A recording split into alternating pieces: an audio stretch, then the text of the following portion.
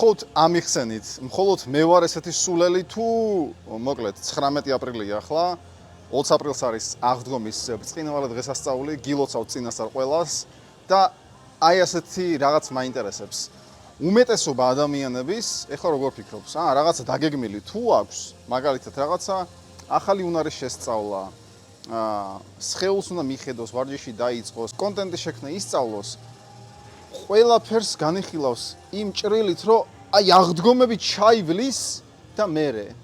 ანუ რას ნიშნავს, რომ აღდგომის დროს, ანუ შენ გიშლის ღვინო, წითელი კვერცხი და პასკა ხელს იმაში, რომ რაღაცა ახალი შეისწავლო, მაგალითად, რაღაც ახალს დაუთმო დრო, ანუ თვით განვითარებისთვის ნახევარი საათიც არ გექნება და ამბობ, რომ აი ახლა გადავდებთ თელ ჩემს ცხოვრებას, კარგად დავთვრები აღდგომას და 2-3-5 დღე თუ რამდენიცას მიაბა ვარ ვიცი.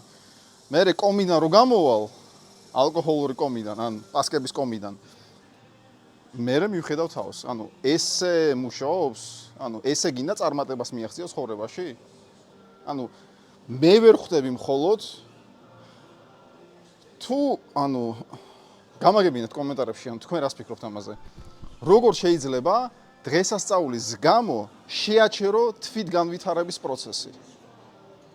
გილოცავ წინასწარ როგორც გითხარი, მრავალს დაესწარი, მრავალ აღდგომას დაესწარი. ყველაფერი საუკეთესო მინდა გქონდეს ცხოვრებაში.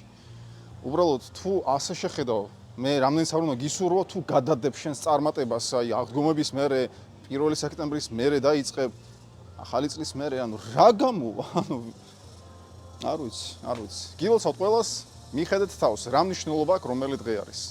თვით განვითარება უნდა იყოს ყოველდღიური პროცესი ცხოვრების ბოლომდე და მნიშვნელობა არ აქვს რა დღეა დღეს.